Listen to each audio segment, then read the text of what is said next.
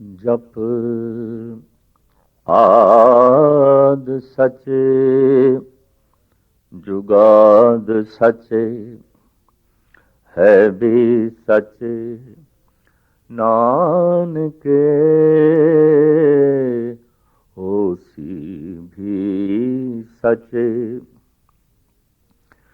सोचे सोच न होवई जे सोची लखवार।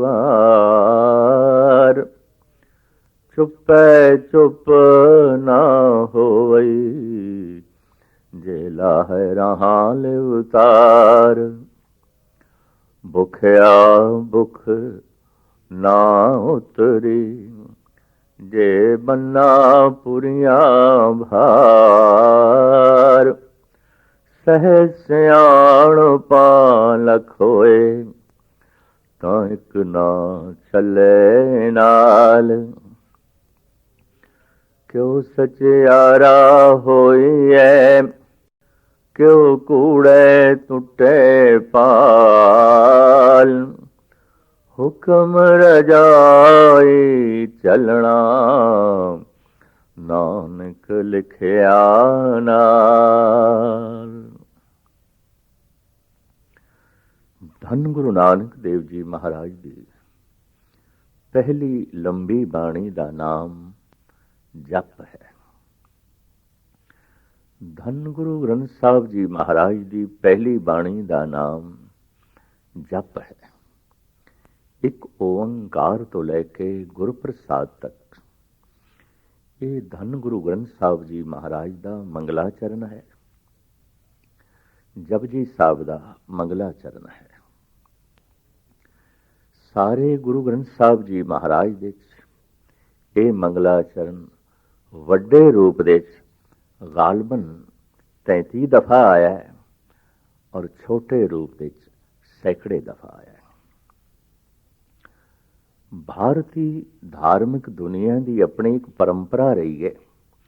ਜਦ ਵੀ ਕੋਈ ਰਿਸ਼ੀ ਮੁਨੀ ਆਤਮ ਗਿਆਨੀ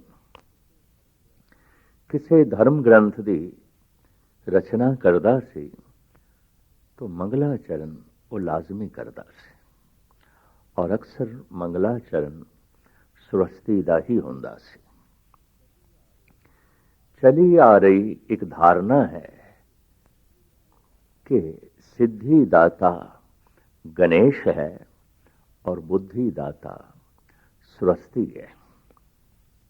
लिहाजा ये मनोत ਭਾਰਤੀ ਮਨ ਵਿੱਚ ਬੜੀ ਗਹਿਰੀ ਹੈ ਕਿ ਸਾਰਾ ਗਿਆਨ ਸਰਸਵਤੀ ਤੋਂ ਆਉਂਦਾ ਹੈ। ਸਾਰੇ ਪਦਾਰਥ ਗਣੇਸ਼ ਤੋਂ ਆਉਂਦੇ ਨੇ। ਗਣੇਸ਼ ਸਿੱਧੀ ਦਾਤਾ ਹੈ, ਸਰਸਵਤੀ ਬੁੱਧੀ ਦਾਤਾ ਹੈ। ਸੰਗੀਤਕਾਰ, ਕਲਾਕਾਰ, ਦਾਰਸ਼ਨਿਕ, ਫਿਲਾਸਫਰ, ਕਵੀ ਲੋਕ ਸਰਸਵਤੀ ਦੀ ਵੰਦਨਾ ਕਰਦੇ ਨੇ। ਪਰ ਕਿਸੇ ਕਾਰਜ ਦੀ ਸਿੱਧੀ ਲਈ, ਮਕਾਨ ਦੀ ਉਸਾਰੀ ਲਈ, ਕਾਰੋਬਾਰ ਦੇ ਚਲਾਉਣ ਲਈ ਅਕਸਰ ਲੋਕ ਗਣੇਸ਼ ਦਾ ਪੂਜਨ ਕਰਦੇ ਨੇ। ਮਨੁੱਖ ਨੂੰ ਦੋ ਹੀ ਚੀਜ਼ਾਂ ਚਾਹੀਦੀਆਂ ਨੇ, ਸਿੱਧ ਔਰ ਬੁੱਧ,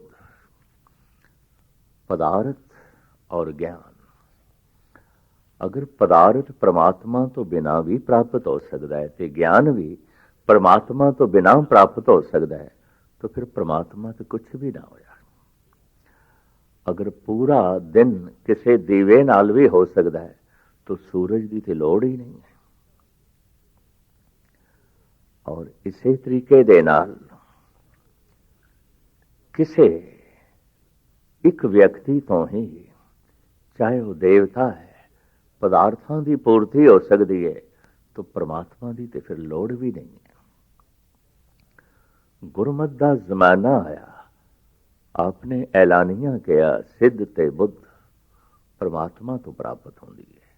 परमात्मा ते ज्ञान इन्हां दोहां दा दाता अकाल पुरख है।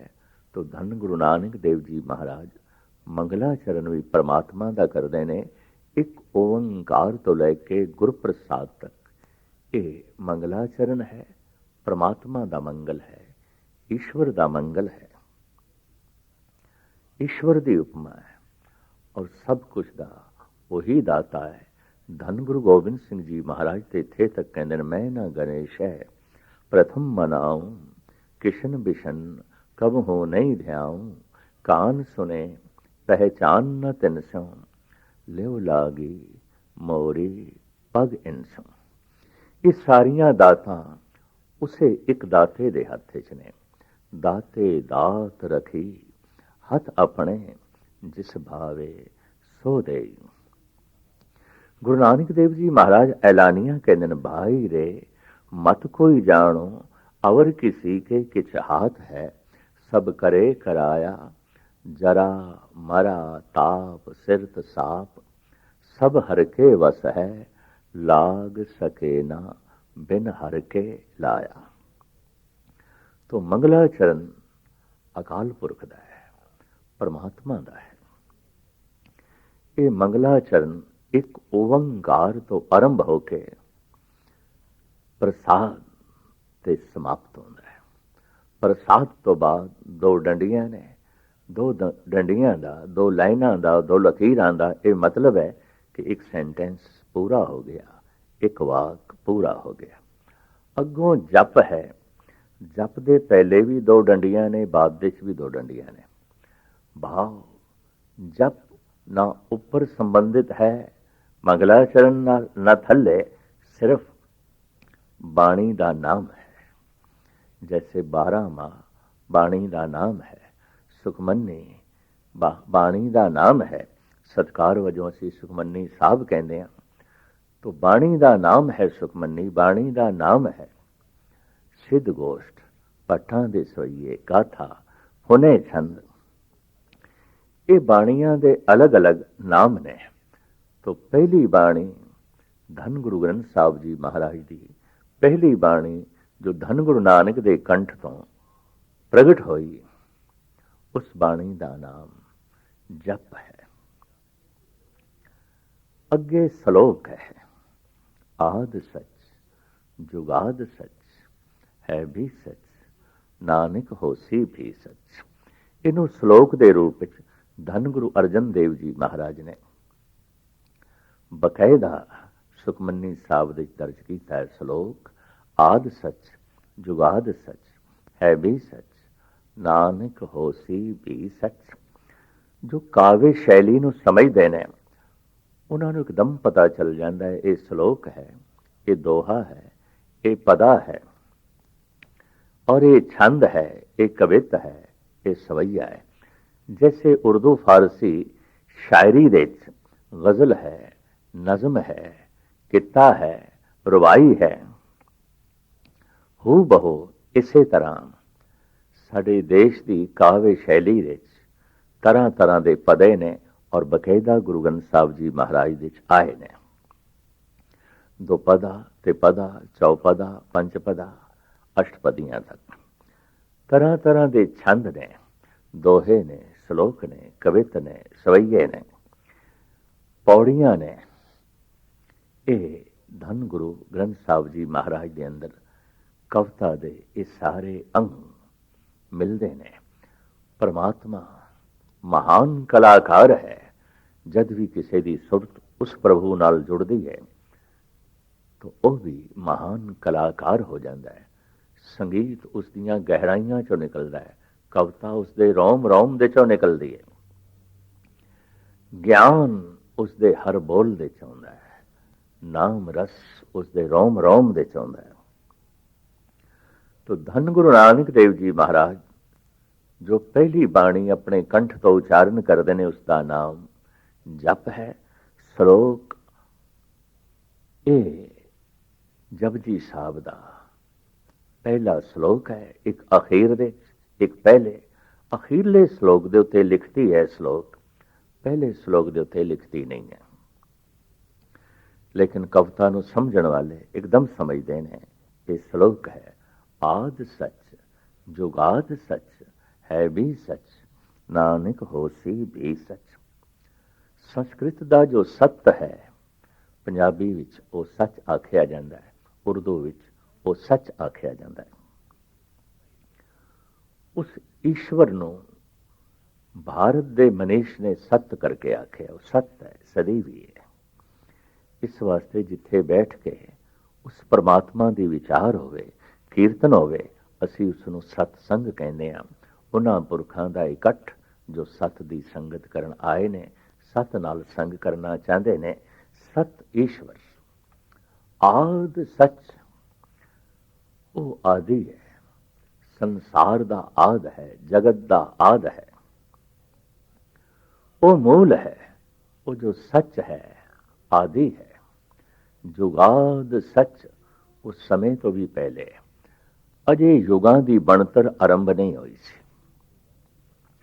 ਅਜੇ ਸਮੇਂ ਦੀ ਧਾਰਾ ਨਹੀਂ ਚੱਲੀ ਸੀ। ਉਹ ਸੱਚ ਉਦੋਂ ਵੀ ਸੀ। ਆਦ ਸੱਚ, ਜੁਗਾਦ ਸੱਚ, ਹੈ ਵੀ ਸੱਚ, ਹੁਣ ਵਰਤਮਾਨ ਦੇ ਵਿੱਚ ਵੀ ਉਹੀ ਹੈ। ਨਾਨਕ ਹੋਸੀ ਵੀ ਸੱਚ, ਅਗਾਂ ਭਵਿਸ਼ ਦੇ ਵਿੱਚ ਵੀ ਉਹੀ ਹੋਵੇਗਾ, ਉਹੀ ਸੱਚ ਹੋਵੇਗਾ। ਉਹ ਸਦੀਵੀ ਹੈ, ਅਨਾਦਿ ਹੈ। ਧੰਨ ਗੁਰੂ ਨਾਨਕ ਦੇਵ ਜੀ ਮਹਾਰਾਜ ਇਸ ਸ਼ਲੋਕ ਦੇ ਵਿੱਚ ਦੱਸਦੇ ਨੇ, ਸੱਚ ਅਨਾਦਿ ਹੈ, ਈਸ਼ਵਰ ਅਨਾਦਿ ਹੈ। ਉਸਦੇ ਆਦ ਅੰਤ ਦਾ ਕੋਈ ਪਤਾ ਨਹੀਂ, ਕੋਈ न जाने तेरा केता केवड़ चीरा, तेरा चोला किन्ना क वड्डा है, तू कित्थों शुरू होना है, कित्थे खत्म होना है, ये कोई भी नहीं जानता, कोई भी नहीं जानता। ऐसा जिहड़ा सच है उसनूं किवें प्राप्त करिए? सच होए बिना सच की प्राप्ति नहीं। सजाती मेल होंदा है। पानी दे विच पानी मिलाया जा सकता है, पानी ते तेल का कोई मेल नहीं है। सुगंध विच सुगंध मिलाई जा सकती है, सुगंध ते दुर्गंध का कोई मेल नहीं। प्रकाश दे विच होर प्रकाश किया जा सकता है, प्रकाश ते अंधकार का कोई मेल नहीं। सचियार होए बिना सच की प्राप्ति नहीं हो सकती। तो किस तरह सचियार होइए? क्यों सचियारा होइए, क्यों कूड़े टुटे पाल। ये कूड़ दी पाल किस तरह टुटे और सचियार किवें होइए? इसका जवाब भी गुरु नानक देव जी महाराज ने दिता है कि अज तक सचियार होने दे जो साधन भारत दे ऋषि मुनिया ने अपनाए, धन गुरु नानक देव जी महाराज बकायदा उन्हों का भी जिक्र करते हैं। सच की प्राप्ति क्यों नहीं हो रही? प्रथम भारत दे मनीष का यह कहना है, मन मैला है, इस करके सच की प्राप्ति नहीं। दूसरा, मन चुप नहीं करता,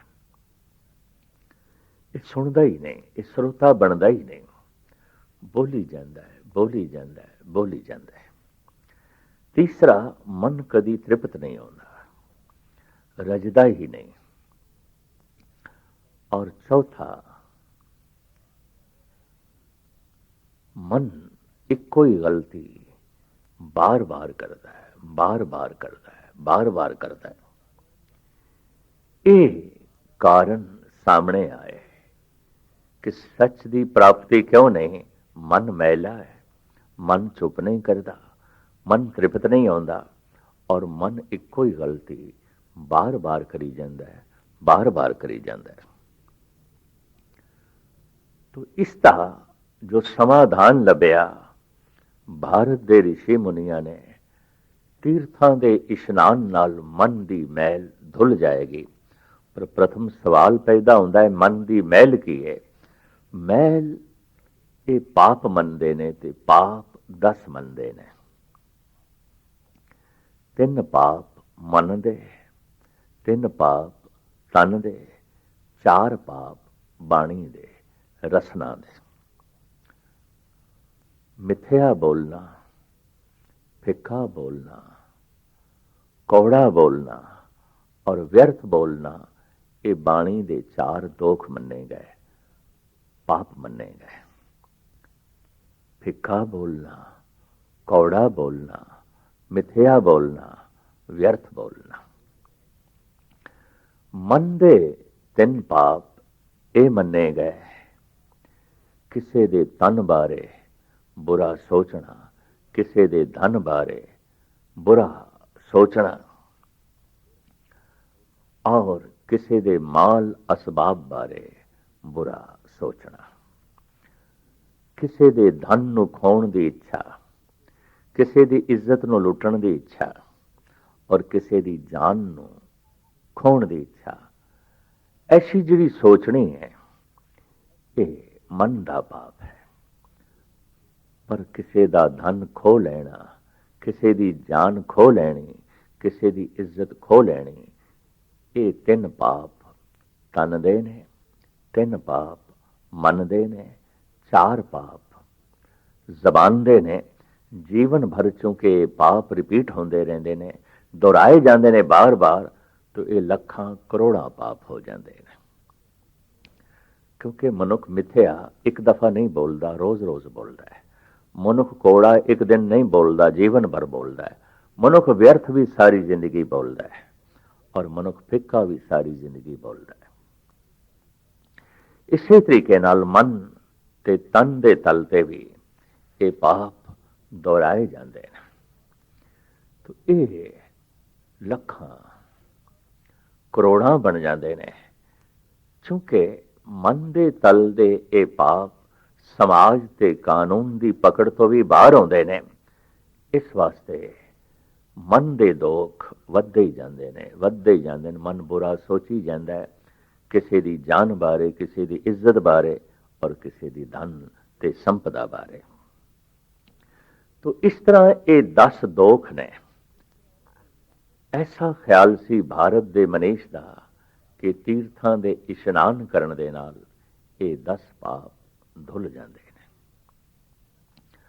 ਬਕਾਇਦਾ ਐਲਾਨੀਆ ਐਸਾ ਆਖਿਆ ਜਾਂਦਾ ਸੀ, ਕੁੰਭ ਦੇ ਇਸ਼ਨਾਨ ਨਾਲ, ਕੁੰਭੀ ਦੇ ਇਸ਼ਨਾਨ ਨਾਲ, ਮਾਘ ਦੇ ਇਸ਼ਨਾਨ ਨਾਲ, ਮਾਘੀ ਦੇ ਇਸ਼ਨਾਨ ਨਾਲ, 68 ਤੀਰਥਾਂ ਦੇ ਇਸ਼ਨਾਨ ਨਾਲ ਇਹ 10 ਪਾਪ ਧੁੱਲ ਜਾਂਦੇ ਨੇ। ਗੁਰੂ ਨਾਨਕ ਦੇਵ ਜੀ ਮਹਾਰਾਜ ਕਹਿੰਦੇ ਨੇ, ਸੋਚ ਹੈ ਸੋਚ ਨਾ ਹੋਵਈ ਜੇ ਸੋਚੀ ਲੱਖ ਵਾਰ। ਜੇ ਲੱਖਾਂ ਦਫਾ ਵੀ ਤੀਰਥਾਂ ਦਾ ਇਸ਼ਨਾਨ ਕੀਤਾ ਜਾਏ ਔਰ ਦਿਨ ਰਾਤ ਕੀਤਾ ਜਾਏ, ਸੋਚ ਕਰੇ ਦਿਨ ਅਰ ਰਾਤ, ਮਨ ਕੀ ਮੈਲ ਨਾ ਤਨ ਤੇ ਜਾਤ। ਇਸ ਤਰ੍ਹਾਂ ਦੇ ਇਸ਼ਨਾਨ ਕਰਨ ਦੇ ਨਾਲ ਮਨ ਦੇ ਜੋ ਬੁਰਾਈਆਂ ਚੱਲਦੀਆਂ ਨੇ, ਜੋ ਪਾਪ ਚੱਲਦੇ ਨੇ, ਇਹ ਨਹੀਂ ਧੁੱਲਦੇ। ਮਨ ਬੁਰਾ ਸੋਚਦਾ ਹੀ ਰਹਿੰਦਾ ਹੈ, ਬਲਕਿ ਇਸ਼ਨਾਨ ਕਰਦਿਆਂ ਵੀ ਸੋਚਦਾ ਰਹਿੰਦਾ ਹੈ, ਤੀਰਥਾਂ ਤੇ ਵੀ ਸੋਚਦਾ ਰਹਿੰਦਾ ਹੈ ਔਰ ਬੜੇ ਬੜੇ ਠੱਗ ਤੀਰਥਾਂ ਤੇ ਵੀ ਰਹਿੰਦੇ ਨੇ। ਧੰਨ ਗੁਰੂ ਨਾਨਕ ਦੇਵ ਜੀ ਮਹਾਰਾਜ ਦਾ ਇੱਕ ਬੜਾ ਕੀਮਤੀ ਵਾਕ, ਤੀਰਥ ਨਾਮਣ ਜਾਓ, ਤੀਰਥ ਨਾਮ ਹੈ, ਤੀਰਥ ਸ਼ਬਦ ਵਿਚਾਰ, ਅੰਤਰ ਗਿਆਨ ਹੈ, ਗੁਰ ਗਿਆਨ ਸਾਚਾ ਥਾਨ ਤੀਰਥ, 10 ਪੁਰਬ ਸਦਾ ਦਸਾਹਰਾ। 10 ਪੁਰਬ ਸਦਾ ਦਸਾਹਰਾ, ਇਹ ਜੋ 10 ਪੁਰਬ ਨੇ, ਚੰਦਰਮਾ ਤੇ ਸੂਰਜ ਦੇ ਸੰਗਰਾਂਦ ਹੈ, ਸੂਰੀਏ ਗ੍ਰਹਿਣ ਹੈ, ਇਤਵਾਰ ਚਾਨਣਾ ਹੈ, ਮਸਿਆ ਹੈ, ਪੁਨਿਆ ਹੈ, ਏਕਮ ਥਿਤ ਹੈ, ਇਤਿਆਦਿਕ।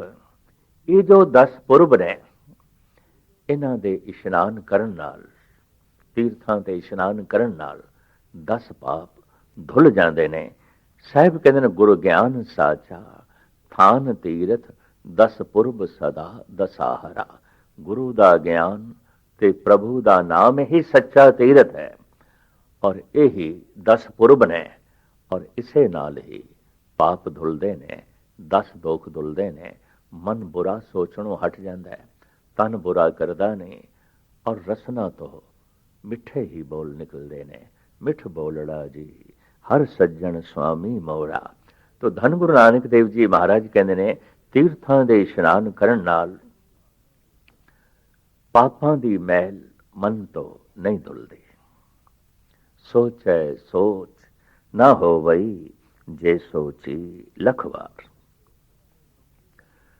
ਦੂਸਰਾ ਸਾਧਨ ਇਹ ਅਪਣਾਇਆ ਗਿਆ ਮਨ ਨੂੰ ਚੁੱਪ ਕਰਾਉਣ ਦਾ, ਵੀ ਰਸਨਾ ਨਾਲ ਵੀ ਚੁੱਪ ਕਰ ਜਾਈਏ, ਮੌਨ ਧਾਰਨ ਕਰ ਲਈਏ। ਆਖਿਰ ਇੱਕ ਦਿਨ ਮਨ ਵੀ ਚੁੱਪ ਕਰ ਜਾਏਗਾ। तो गुरु नानक देव जी महाराज कहते हैं, चुप है चुप ना हो वही जे लाहे रहा लिवतार। जे लंबा भी मौन धारण कर लईए ਤਾਂ ਵੀ ਮਨ ਚੁੱਪ ਨਹੀਂ ਕਰਦਾ। ਔਰ ਧਰਮ ਦੀ ਸਾਰੀ ਸਾਧਨਾ ਮਨ ਨੂੰ ਚੁੱਪ ਕਰਾਉਣ ਵਾਸਤੇ, ਜਿਸ ਦਿਨ ਮਨ ਚੁੱਪ ਕਰਦਾ ਹੈ, ਬ੍ਰਹਿਮੰਡ ਦੇ ਵਿੱਚ ਪ੍ਰਭੂ ਦਾ ਨਾਦ ਸੁਣਾਈ ਦਿੰਦਾ ਹੈ, ਠਾਕੁਰ ਹਮਰਾ ਸਦ ਬੋਲੰਤਾ। ਪਰ ਸੁਣਾਈ ਤਾਂ ਦੇਵੇ, ਚੁੱਪ ਕਰੇ। ਮਨ ਚੁੱਪ ਨਹੀਂ ਕਰਦਾ। ਮਨ ਚੁੱਪ ਕਰ ਸਕੇ, ਇਹਦੇ ਲਈ ਸਾਧਨਾ ਜੋ ਪੁਰਾਣੀ ਜੁਟਾਈ ਗਈ, ਵੀ ਮਨੁੱਖ ਮੌਨ ਧਾਰਨ ਕਰ ਲਵੇ, ਜ਼ਬਾਨ ਨਾਲ ਵੀ ਨਾ ਬੋਲੇ, ਤੇ ਇੱਕ ਦਿਨ ਮਨ ਚੁੱਪ ਕਰ ਜਾਏਗਾ। ਸਾਹਿਬ ਕਹਿੰਦੇ ਨਹੀਂ, ਚੁੱਪ ਹੈ ਚੁੱਪ ਨਾ ਹੋ ਵਈ ਜੇ ਲਾਹ ਰਹਾ ਲਿਵਤਾਰ। ਲੰਬਾ ਮੌਨ ਇੱਕ ਲਿਵਤਾਰ ਧਾਰਨ ਕਰੀਏ ਤਾਂ ਵੀ ਮਨ ਚੁੱਪ ਨਹੀਂ ਕਰਦਾ। ਮਨ ਬੋਲੀ ਜਾਂਦਾ ਹੈ, ਮਨ ਬੋਲੀ ਜਾਂਦਾ ਹੈ, ਮਨ ਬੋਲੀ ਜਾਂਦਾ ਹੈ। ਤੀਸਰੀ ਸਮੱਸਿਆ ਇਹ ਹੈ, ਮਨ ਤ੍ਰਿਪਤ ਹੀ ਨਹੀਂ ਆਉਂਦਾ। ਨਾ ਲੱਖਾਂ ਤੋਂ ਤ੍ਰਿਪਤ ਆਉਂਦਾ, ਨਾ ਕਰੋੜਾਂ ਤੋਂ, ਨਾ ਅਰਬਾਂ ਖਰਬਾਂ ਤੋਂ। ਸਹਿਸ ਖਟੇ ਲਖ ਕੋ ਉਠਦਾ ਆਵੇ, ਤ੍ਰਿਪਤ ਨਾ ਆਵੇ ਮਾਇਆ ਪਾਛੇ ਪਾਵੇ। ਮਨ ਦਾ ਸੁਭਾਅ ਹੀ ਨਹੀਂ ਹੈ ਤ੍ਰਿਪਤ ਹੋਣਾ। ਤੋ ਇਹਦੀ ਤ੍ਰਿਪਤੀ ਲਈ ਇੱਕ ਤੌਰ ਤਰੀਕਾ ਆਰੰਭ ਹੋਇਆ ਸੀ। ਮਨ ਪਹਿਲੀ ਅਵਸਥਾ ਜੋ ਕੁਝ ਮੰਗਦਾ ਹੈ ਦਿਓ। ਤੋ ਕਿਧਰੇ ਮਨ ਵਿੱਚ ਇਹ ਭਾਵਨਾ ਨਾ ਆਵੇ ਤੇ ਪਾਪ ਹੈ, ਤੇ ਇਹ ਸਭ ਕੁਝ ਮੰਦਰਾਂ ਵਿੱਚ ਕਰੋ। ਮੰਦਰ ਦੇਵਦਾਸੀਆਂ ਦੇ ਅਖਾੜੇ ਬਣ ਗਏ, ਮੰਦਿਰ ਸ਼ਰਾਬ ਤੇ ਕਬਾਬ ਦੇ ਅਖਾੜੇ ਬਣ ਗਏ, ਦੁਰਾਚਾਰ ਦੇ ਅੱਡੇ ਬਣ ਗਏ। ਇਹ ਸਭ ਕੁਝ ਕਰੋ ਜੋ ਮਨ ਮੰਗਦਾ ਹੈ। ਇੱਕ ਦਿਨ ਮਨ ਰੱਜ ਜਾਏਗਾ, ਔਰ ਰਜਿਆ ਹੋਇਆ ਮਨ ਹੀ ਪ੍ਰਭੂ ਚਿੰਤਨ ਕਰ ਸਕਦਾ ਹੈ, ਉਂਝ ਨਹੀਂ। ਗੁਰੂ ਨਾਨਕ ਇਸ ਦਾ ਉੱਤਰ ਦਿੰਦੇ ਨੇ, ਭੁੱਖਿਆ ਭੁੱਖ ਨਾ ਉਤਰੀ ਜੇ ਬੰਨਾ ਪੁਰੀਆਂ ਭਾਰ। ਅਨੰਤ ਪੁਰੀਆਂ ਦੇ ਪਦਾਰਥਾਂ ਦੇ ਭਾਰ ਵੀ ਪ੍ਰਾਪਤ ਹੋ ਜਾਣ ਤਾਂ ਵੀ ਮਨ ਤ੍ਰਿਪਤ ਨਹੀਂ ਹੁੰਦਾ। ਪਦਾਰਥਾਂ ਨਾਲ ਮਨ ਤ੍ਰਿਪਤ ਹੋ ਸਕੇ, ਮਨ ਦਾ ਐਸਾ ਸੁਭਾਅ ਹੀ ਨਹੀਂ ਹੈ, ਮਨ ਤ੍ਰਿਪਤ ਨਹੀਂ ਹੁੰਦਾ। ਚੌਥੀ ਸਮੱਸਿਆ ਇਹ ਸੀ ਕਿ ਮਨ ਇੱਕੋ ਹੀ ਗਲਤੀ ਬਾਰ-ਬਾਰ ਕਰੀ ਜਾਂਦਾ ਹੈ, ਬਾਰ-ਬਾਰ ਕਰੀ ਜਾਂਦਾ ਹੈ, ਜੀਵਨ ਭਰ ਕਰੀ ਜਾਂਦਾ ਹੈ। ਇਸ ਦਾ ਇਲਾਜ ਇਹ ਲੱਭਿਆ ਗਿਆ, ਸ਼ਾਸਤਰਾਂ ਦਾ ਅਧਿਐਨ, ਵੇਦਾਂ ਦਾ ਪਾਠ, ਧਰਮ ਗ੍ਰੰਥਾਂ ਦੀ ਸੂਝ-ਬੂਝ, ਅਰਥ ਬੋਧ, ਇਹ ਸਾਰੀ ਸਿਆਣਪ, ਹਰ ਤਰ੍ਹਾਂ ਦੀ ਵਿੱਦਿਆ ਇਕੱਠੀ ਕੀਤੀ ਜਾਏ ਤਾਂ ਇੱਕ ਦਿਨ ਮਨ ਗਲਤੀਆਂ ਤੋਂ ਰਹਿ ਜਾਂਦਾ ਹੈ, ਭਾਵ ਭੁੱਲਣਾ ਨਹੀਂ ਕਰਦਾ।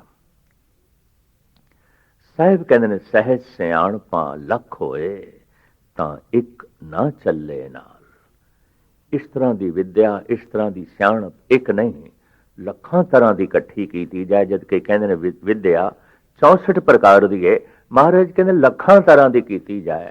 ਦਾਰਸ਼ਨਿਕ ਬਣ ਜਾਏ, ਮਨੁੱਖ ਕਵੀ ਬਣ ਜਾਏ, ਸੰਗੀਤਕਾਰ ਬਣ ਜਾਏ, ਫਿਲਾਸਫਰ ਬਣ ਜਾਏ, ਮਹਾਗਿਆਨੀ ਬਣ ਜਾਏ, ਬਹੁਤ ਸੂਝਵਾਨ ਬਣ ਜਾਏ, ਮਹਾਨ ਵਿਗਿਆਨਕ ਬਣ ਜਾਏ, ਤਾਂ ਵੀ ਮਨ ਭੁੱਲਣਾ ਤੋਂ ਬਾਸ ਨਹੀਂ ਆਉਂਦਾ। ਬੁਰਾ ਸੋਚੀ ਜਾਂਦਾ ਹੈ, ਸੋਚੀ ਜਾਂਦਾ ਹੈ, ਸੋਚੀ ਜਾਂਦਾ ਹੈ। ਇਸ ਤਰ੍ਹਾਂ ਮਨ ਗਲਤੀਆਂ ਤੋਂ ਬਾਸ ਨਹੀਂ ਆਉਂਦਾ। ਸਹਿਜ ਸਿਆਣਪਾ ਲੱਖ ਹੋਏ ਤਾਂ ਇੱਕ ਨਾ ਚੱਲੇ ਨਾਲ। ਪ੍ਰਾਚੀਨ ਜੋ ਸਾਧਨ ਅਪਣਾਏ ਗਏ, ਧੰਨ ਗੁਰੂ ਨਾਨਕ ਉਸ ਨਾਲ ਸਹਿਮਤ ਨਹੀਂ ਹੋਏ, ਔਰ ਗੁਰਮਤ ਇੱਥੋਂ ਨਿਆਰੀ ਹੋਈ। ਸਤਿਗੁਰ ਆਪ ਪ੍ਰਸ਼ਨ ਖੜਾ ਕਰਦੇ ਨੇ, ਕਿਉਂ ਸਚਿਆਰਾ ਹੋਈਏ, ਕਿਉਂ ਕੂੜੈ ਟੁੱਟੇ ਪਾਲ। ਫਿਰ ਕਿਸ ਤਰ੍ਹਾਂ ਸਚਿਆਰ ਬਣੀਏ, ਤੇ ਇਹ ਕੂੜ ਦੀ ਕੰਧ ਕਿਸ ਤਰ੍ਹਾਂ ਟੁੱਟੇ। ਮਹਾਰਾਜ ਕਹਿੰਦੇ ਨੇ, ਹੁਕਮ ਰਜਾਈ ਚੱਲਣਾ ਨਾਨਕ ਲਿਖਿਆ ਨਾਲ। ਹੁਕਮ ਦੀ ਰਜ਼ਾ ਵਿੱਚ ਚੱਲਣਾ, ਹੁਕਮ ਨੂੰ ਮੰਨਣਾ, ਬਸ ਇਸ ਨਾਲ ਹੀ ਮਨ ਨਿਰਮਲ ਹੋ ਜਾਂਦਾ ਹੈ, ਮਨ ਚੁੱਪ ਕਰ ਜਾਂਦਾ ਹੈ, ਮਨ ਤ੍ਰਿਪਤ ਹੋ ਜਾਂਦਾ ਹੈ, ਔਰ ਮਨ ਇੱਕੋ ਹੀ ਗਲਤੀ ਬਾਰ-ਬਾਰ ਨਹੀਂ ਕਰਦਾ। ਤਾਂ ਇੱਕ ਪ੍ਰਸ਼ਨ ਖੜਾ ਹੋਵੇਗਾ, ਹੁਕਮ ਕੀ ਹੈ? ਹੁਕਮ ਨੂੰ ਸਮਝਣਾ ਪਏਗਾ। ਜਪਜੀ ਸਾਹਿਬ ਦੀਆਂ 3 ਪੌੜੀਆਂ ਦੇ ਹੁਕਮ ਦੀ ਵਿਚਾਰ ਹੈ। ਪਹਿਲੀ ਪੌੜੀ, ਹੁਕਮ ਰਜਾਈ ਚੱਲਣਾ ਨਾਨਕ ਲਿਖਿਆ ਨਾਲ। ਇਹ ਜਪਜੀ ਸਾਹਿਬ ਦੀ ਪਹਿਲੀ ਪੌੜੀ। दूसरी पौड़ी, हुक्मे अंदर सबको बाहर हुक्म ना कोए। नानक हुक्मे जे बुझे ताहों में कहे न खोए। तीसरी पौड़ी, हुक्मी हुक्म चलाए राहो नानक विकसे वे परवाहो। ਤਿੰਨਾਂ ਪੌੜੀਆਂ ਦੇ ਹੁਕਮ ਦੀ ਵਿਚਾਰ। ਪਹਿਲੀ ਪੌੜੀ 'ਚ ਕਹਿੰਦੇ ਨੇ ਕਿ ਹੁਕਮ ਦੀ ਰਜ਼ਾ ਵਿੱਚ ਚੱਲਣਾ। ਰਜ਼ਾ ਵਿੱਚ ਚੱਲਣ ਦਾ ਮਸਲਾ ਤੇ ਬਾਅਦ ਵਿੱਚ ਪਹਿਲੇ ਹੁਕਮ ਨੂੰ ਸਮਝਣਾ ਪਏਗਾ। ਧੰਨ ਗੁਰੂ ਨਾਨਕ ਦੇਵ ਜੀ ਮਹਾਰਾਜ ਆਪ ਫਰਮਾਨ ਕਰਦੇ ਨੇ, ਕਹੋ ਨਾਨਕ ਜਿਨ ਹੁਕਮ ਪਛਾਤਾ ਪ੍ਰਭ ਸਾਹਿਬ ਕਾ ਤਿਨ ਭੇਦ ਜਾਤਾ। ਉਸਨੇ ਪ੍ਰਮਾਤਮਾ ਦੇ ਭੇਦ ਨੂੰ ਪਾ ਲਿਆ। ਕਿਸ ਨੇ? ਜਿਸ ਨੇ ਹੁਕਮ ਨੂੰ ਸਮਝ ਲਿਆ, ਜਿਸ ਨੇ ਹੁਕਮ ਨੂੰ ਜਾਣ ਲਿਆ। तो प्रश्न खड़ा होता है, हुक्म की है? वास्तविक हुक्म की है? तो दूसरी पौड़ी विच धन गुरु नानक देव जी महाराज विस्तार नाल दसदे ने हुक्म दे की हो रहा, उहदी रज़ा दे की हो रहा, उहदे भाणे दे की हो रहा। हुक्मी होवन आकार हुक्म न कहा जाए। सारा आकार उसदे हुक्म दे है। बनस्पति सूरज चंद तारे सागर नद नाले पहाड़ तरह तरह के पशु पक्षी मनुख, ये सारे आकार उसकी बनाई हुई तरतीब दे ने, उसके बनाए हुए हुक्म दे ने। ये कोई मनुख वध घट नहीं कर सकता।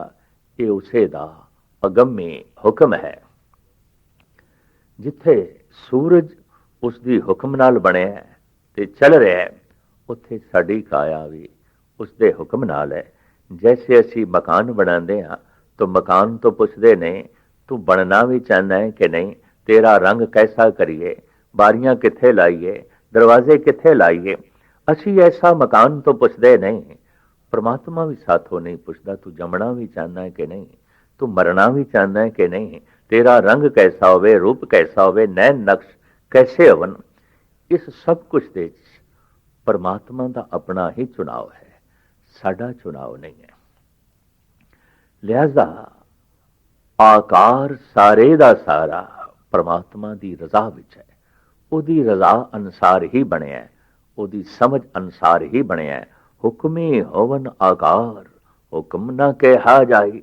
जितना वड्डा वो आप है इतना ही उसका हुक्म है। भाव जो कुछ भी उसने बनाया है इतना महान है कि उन्होंने नापना तोलना बड़ा औखा है। इस वास्ते उसकी रज़ा उसके हुक्म नूं भी समझना बहुत कठिन है। की कुछ उसके हुक्म दे च हो रहा है और की कुछ उसके हुक्म दे च होया है, इनू समझना ते जानना बड़ा औखा है। हुक्म ना कहा जाए हुक्मे होवन जी हुक्म मिले वडियाई। ये सारे जीव उसके हुक्म दे च आए ने और उसकी बनाई हुई रज़ा के मुताबिक हुक्म के मुताबिक। कोई जीव उत्तम ने, महान ने, कोई नीच ने, कोई छोटे ने, कोई वड्डे ने, अलग अलग आकार है। हुक्म के संबंध गुरु नानक देव जी महाराज समझा रहे ने, हुक्मे होवन जी हुक्म मिले वडियाई। जीव हुक्म अनुसार उत्पन्न होए ने और इन्हां नूं महिमा वडियाई भी उसके हुक्म अनुसार मिलती है। मोर अत्यंत सुंदर है, कौआ कुछ भी नहीं है। गौ भले मानसी दे बहुत अगे है, सूअर निखिद है। शेर बहादुरी दे बहुत अगे है, गिद्दड़ डरपोक है। बनस्पति दे चंदन सिरमौर है, किकर बिल्कुल थले है, निखिद है। इसी तरीके दे नाल मनुखां दे भी कोई उत्तम ने, महान ने, गुणवान ने, कोई थले ने, कोई थले ने। ओदी रज़ा नूं समझ के उसके हुक्म नूं समझ के ते मन के कोई महिमावान हो जाता है, कोई थले है। हुक्मी होवन जी हुक्म मिले वडियाई। हुक्मी उत्तम नीच हुक्म लिख दुख सुख पाइए। कोई उसकी बनाई हुई मर्यादा अनुसार उत्तम है, ਕੋਈ ਨੀਚ ਹੈ। ਲਿਖੇ ਹੋਏ ਹੁਕਮ ਦੇ ਮੁਤਾਬਕ ਕੋਈ ਦੁਖੀ ਹੈ, ਕੋਈ ਸੁਖੀ ਹੈ।